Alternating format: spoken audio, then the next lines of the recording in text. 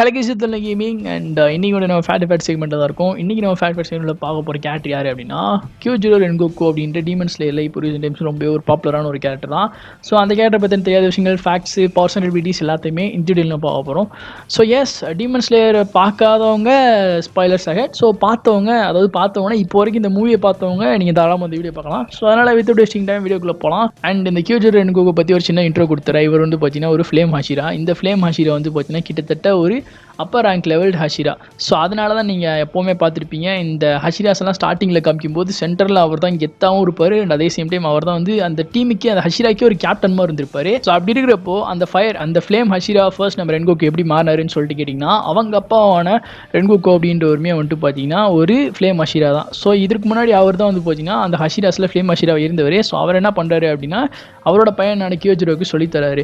So அப்படி சொல்லி தரும்போது இவருமே கற்றுக்கிறாரு. அண்ட் அது மட்டும் இல்லாமல் அவர் வந்து பார்த்தீங்கன்னா ஃப்ளேம் ஹஷிரா அப்படின்றதுக்கு மேலே அவர் நல்லாவே வந்து பார்த்தீங்கன்னா சண்டை போடுவார். ஸோ அப்படி இருக்கிறப்போ அவரோட டெக்னிக்ஸ் எல்லாத்தையுமே நிறையவே கற்றுக்கிறாரு. அண்ட் ஈவன் தோ கியோஜிரோட அப்பா என்ன பண்ணுறாரு அப்படின்னா ஒரு புக்கில் இந்த டெக்னிக்ஸ் எல்லாத்தையுமே எழுதி வைக்கிறாரு.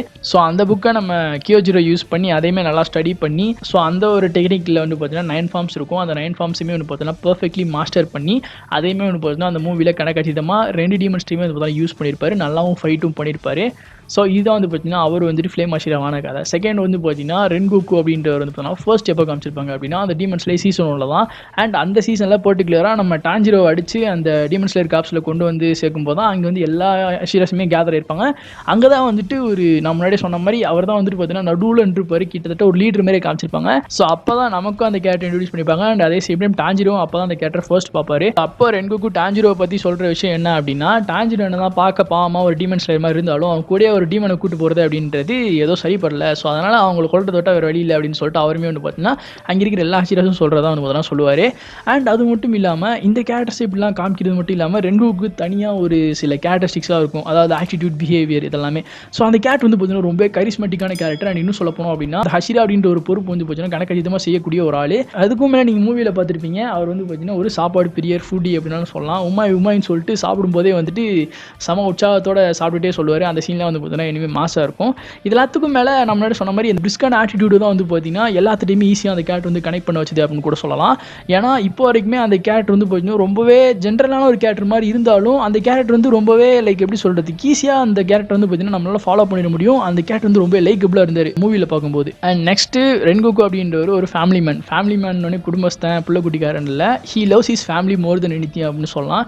ஏன்னா அவருக்கு வந்து பார்த்தீங்கன்னா அவரோட அப்பாவை பிடிக்கும். அண்ட் அவங்க அம்மா ஆல்ரெடி பாஸ்ட் ஆகிட்டாங்க. ஸோ அதனால் அவங்க அப்பா தான் ஸ்டார்டிங்லேருந்து இப்போ வரைக்குமே நிறைய விஷயங்களை கற்றுக் கொடுத்துருக்காரு. அண்ட் அவரால் தான் வந்து பார்த்தீங்கன்னா இப்போ ரென்கோக்கு ஒரு ஃப்ளேம் ஹஷிராவாக இருக்காரு. பட் என்ன தான் அவங்க அப்பாவுக்கு ரென்கோக்கு ஃப்ளேம் ஹஷிராவாக இருக்கிறது பிடிக்கலாட்டினாலும் ஸ்டில் கியோஜிரோக்கு வந்து பார்த்தீங்கன்னா அவங்க அப்பாவை ரொம்ப பிடிக்கும் அப்படின்னு சொல்லிட்டு அந்த இடத்துல சொல்லியிருப்பாரு. அந்த இடத்துல அதை வந்து பார்த்தீங்கன்னா அவரோட தம்பிகிட்ட சொல்லியிருப்பாரு. ஸோ அந்த இடத்துல நீங்கள் ஒரு ஃபாதர் சன் பாண்ட் அப்படின்றத எதிர்பார்க்கறதுக்கும் மேலே பிரதர்ஸோட அந்த சிப்ளிங்ஸோட ஆக்சுவல் பாண்ட் வந்து பார்த்தீங்கன்னா நீங்கள் பார்க்கலாம். அந்த இடத்துல அவன் சொல்லும்போது கூட வந்து பார்த்தீங்கன்னா அழுதுகிட்டே தான் சொல்லுவான். ஸோ அந்த சீன் வந்துட்டு ரொம்ப நல்லா இருந்துச்சு.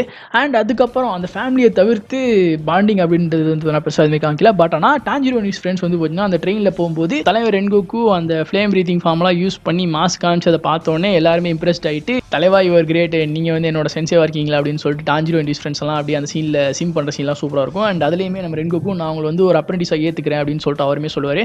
அந்த சீனில் வந்து பார்த்தீங்கன்னா ஆக்சுவலி அவங்களுடைய பாண்ட் வந்து பார்த்தீங்கன்னா ரொம்ப க்ளோஸாகவும் காமிச்சிருப்பாங்க. அந்த மூவி வரைக்கும் தான் காமிச்சிருப்பாங்க, அதுக்கு மேலே காமிக்க முடியாது. ஏன்னா உங்களுக்கே தெரியும் அந்த மூவியோட தான் அவரோட சோழி அப்படின்றதும் முடிஞ்சு. பட் ஸ்டில் அவர் இருந்திருந்தாருன்னா டாஞ்சிரோவை இன்னும் நல்லாவே வந்து பார்த்தீங்கன்னா மோல்ட் பண்ணியிருப்பாரு. இது மட்டும் இல்லாமல் அந்த 9 ஹஷிராஸில் வந்து பார்த்தீங்கன்னா ஒரு மிட்சுரி கான்ரோஜின்னு சொல்லிட்டு ஒரு கேரக்டர் இருப்பாங்க. அவங்க தான் லவ் ஹஷிரா. அந்த லவ் ஹஷிராவோட மென்டர் யார் அப்படின்னா நம்ம ஃப்ளேம் ஹஷிரா ரென்கோக்கு தான். ஸோ அவர் வந்து இந்த பொண்ணுக்கு ஃப்ளேம் அந்த ப்ரீத்திங் சொல்லித்தர போய் அவங்களால வந்து பார்த்தீங்கன்னா அந்த ஃப்ளேம் ப்ரீத்திங் அடாப்ட் பண்ண முடியாமல் அவங்க வந்து பார்த்தீங்கன்னா அதுலேருந்தே வந்து பார்த்தீங்கன்னா அந்த லவ் ப்ரீத்திங் கொண்டு வந்துட்டாங்க. ஸோ அந்த ஒரு காரணத்தில் அவங்க வந்து பார்த்தீங்கன்னா ஃப்ளேம் அந்த ஒரு எலமெண்ட் வந்து அவங்களால அடாப்ட் பண்ண முடியல. பட் ஸ்டில் அந்த ஒரு பர்டிகுலர் லவ் ஹஷிராக்கு வந்து பார்த்தீங்கன்னா மென்டராக இருந்தது அப்படின்றது நம்ம ஃப்ளேம் ஹஷிரா ரென்கோக்கு தான். அண்ட் கியோஜிரோ ரென்கோக்கிட்ட super human strength and stamina இருக்குது. அண்ட் அது மட்டும் இல்லாமல் பர்ஃபெக்டான ஒரு என்டியூரன்ஸ் இருக்குது. ஸோ அந்த ஒரு காரணத்தில் தான் அவர் வந்து பார்த்தீங்கன்னா அப்பர் ரேங்க் ஹஷிராவாக இருப்பார். அண்ட் அதே காரணத்தில் தான் முகேன் ட்ரெயினில் வந்து பார்த்தீங்கன்னா நம்ம ரென்கோக்கு போய் அந்த ட்ரெயினில் எந்த டீமன் இருக்குன்னு சொல்லிட்டு இன்வெஸ்டிகேட்டும் பண்ணுவார். அந்த டீமன்ஸ் கூடயுமே வந்து பார்த்தீங்கன்னா ஃபைட் பண்ணார். அதை பற்றி நான் கிளியராக எக்ஸ்பிளைன் பண்ணணும்னு சொல்லிட்டு அவசியமே இல்லை. மூவி பார்த்தவங்களுக்கு நல்லாவே தெரிஞ்சிருக்கும். அந்த மூவியில் நடந்த மோஸ்ட் ஆஃப் த சம்பவங்களுக்கு ரென்கோக்கு தான் காரணம். இங்கே இருக்கிற டீமன்ஸ் எல்லாத்தையுமே பந்தாடி மாஸ்க் காமிச்சு ஒரு கட்டியிருப்பார். இதுக்கும் மேலே இந்த கேரக்டர் ஒரு ஸ்ட்ராட்டஜிக்கலான ஒரு கேரக்டர். ஸோ ஸ்டார்டிங்லேருந்து எண்டிங் வரைக்குமே வந்து பார்த்தீங்கன்னா அவர் தான் சண்டை போடுவார். அண்ட் அது எல்லாத்துக்கும் மேலே மற்றவங்களும் சண்டை போடுவாங்க. ஸோ அப்படி இருக்கிறப்போ அவங்களுக்கு ஒரு சேதமுமே ஏற்படாமல் ஃபுல் அண்ட் ஃபுல்லாகவே அவர் தான் வந்து பார்த்தீங்கன்னா அந்த டீமன் ஸ்லேயர்ஸையுமே ப்ரொடெக்ட் பண்ணி அங்கே ட்ரெயினில் நடக்கிற சம்பவங்களையுமே வந்து பார்த்தீங்கன்னா அவர் தான் வந்து பார்த்தீங்கன்னா பண்ணுவார். அண்ட் அதுக்கும் மேலே அங்கே இருக்கிற டீமன்ஸையுமே வந்து பார்த்தீங்கன்னா வச்சும் செய்வார். ஸோ அப்படி ஒரு டாக்டிக்ஸ் அண்ட் ஸ்ட்ராட்டஜியை யூஸ் பண்ண காரணத்தினால தான் அவர் வந்து செகண்டாக எதிர்கொண்ட அப்பர் மூனான அகாசா அப்படின்ற டீமன் வந்து அவர் வந்து நோட்டீஸ் பண்ணி ரெகக்னைஸ் பண்ணி இந்த மாதிரி நீ பார்க்கறதுக்கு சாதாரணமான ஒரு ஹஷிரா மாதிரி தெரியல, நீ வந்து வேற லெவலான ஒரு டீமன் ஸ்லேயராக இருக்க, ஸோ உன்னோட பவர்ஸ் எல்லாமே வந்து கிட்டத்தட்ட டீமன்ஸுக்கு நிகராக இருக்குது அப்படின்ற ஒரு காரணத்தினால நீ ஏன் பேசாமல் டீமன் ஆகிடக்கூடாது அப்படின்னு சொல்லிட்டு அகாசா அப்படின்ற டீமன் வந்து பார்த்தீங்கன்னா அந்த மாதிரி இன்வைட் பண்ணோம். பட் ஆனால் தலைவர் அப்படி வருவாரா? ஸோ அவர் தலைவர் வந்து எதற்கும் துணிந்தவர், நல்லவனுக்கு நல்லவன் அப்படின்றனால அந்த அகாசா அப்படின்ற டீமனை டில் ஹிஸ் பிரெத் கடைசி வரைக்குமே வந்து பார்த்தீங்கன்னா அவர் வந்து எதிர்கொண்டார். ஸோ ஒரு வில்லனை ரெகக்னைஸ் பண்ணி அந்த ஒரு வில்லனே வந்து பார்த்தீங்கன்னா ஃபைட் பண்ணி அந்த வில்லனோட கையிலே சாவுறது அப்படின்றது சாதாரணமான விஷயம் கிடையாது. அண்ட் அந்த டைம்லையுமே வந்து பார்த்தீங்கன்னா அப்போ வரைக்குமே தன்னோட அப்ரண்டிஸையுமே வந்துட்டு ப்ரொடெக்ட் பண்ணுறது மட்டும் இல்லாமல் அந்த ஒரு மூவிலையுமே வந்துட்டு ஒரு நல்ல சாட்டிஸ்ஃபேக்ஷன் வந்து பார்த்தீங்கன்னா அந்த ஒரு கேரக்டர்னாலே வந்து பார்த்தீங்கன்னா நல்லாவே கொடுத்துருந்தாங்க. ஸோ ஜஸ்ட் இமேஜின் பண்ணி பாருங்க, அந்த முகேன் ட்ரெயின் ஆக்டர் ரென்கோகு அப்படின்ற ஒரு கேரக்டர் மட்டும் காமிக்காமல் இருந்தாங்கன்னா மூவி அப்படின்றது பிளெயினாக தான் போயிருக்கும். அண்ட் இந்த கேரக்டருடைய டெத் அப்படின்றது வந்து பார்த்தீங்கன்னா ஆல் ஓவர் ஒரு டீமன் ஸ்லேயர் ஃப்ரான்ச்சைஸே அந்த ஒரு ஸ்டோரியே வந்து பார்த்தீங்கன்னா ஒரு ஷாக்காக வச்ச ஒரு விஷயம் அப்படின்னே சொல்லலாம். ஏன்னா கியோஜிரோ ரென்கோகு தான் the first hashira to be killed in this generation. அதாவது கரண்டாக உள்ள டாஞ்சிரோட ஜென்ரேஷனில் கொல்லப்பட்ட முதல் ஹஷிரா யார் அப்படின்னா நம்ம கியோஜிரோ ரென்கோகு அப்படின்றவர் தான்.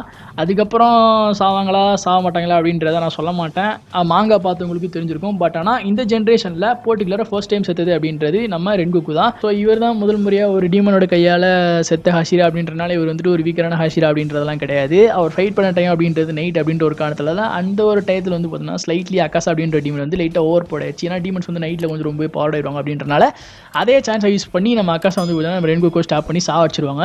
ஸோ இதுதான் கைஸ் ரென்கோகோ பற்றின தெரியாத ஃபேக்ட்ஸ் அண்ட் அவருடைய பர்சனலிட்டிஸ் எல்லாத்தையுமே இந்த வீடியோவில் நான் சொல்லிட்டேன் அப்படின்னு சொல்லி நினைக்கிறேன். இதில் ஏதாவது நான் 1-2 விஷயங்கள் மிஸ் பண்ணியிருந்தால் அதை நீங்கள் அப்படியே கமெண்ட்ஸில் ட்ராப் பண்ணுங்கள். அண்ட் உங்களுக்கு பிடிச்ச ரென்கோகோட மூமெண்ட்ஸையும் என் கூட கமெண்ட்ஸில் ஷேர் பண்ண மறந்துடாதீங்க. அண்ட் நெக்ஸ்ட் ஃபேக்ட் செக்மெண்ட்டில் எந்த ஒரு கேரக்டர் ஆர் பர்டிகுலர் எதை பற்றி பார்க்கலாம் அப்படின்னு சொல்லிட்டு நீங்கள் கமெண்ட்ஸில் வந்து உங்களுடைய கருத்துக்களை தெரிவிக்கலாம். நம்ம சேனல் சப்ஸ்கிரைப் பண்ணுங்கள் அண்ட் சப்போர்ட்டும் பண்ணுங்கள். அண்ட் நம்ம ஜாயின் பட்டனில் சப்போர்ட் பண்ணுற ஒரு சில நண்பர்களுக்கு ரொம்பவே நன்றி and shout out to them அப்படின்னு சொல்லிட்டு இந்த வீடியோ நான் முடிச்சுக்கிறேன். நான் உங்களுக்கு சந்திக்கிறேன். அது வரைக்கும் take care and thanks for வாட்சிங்.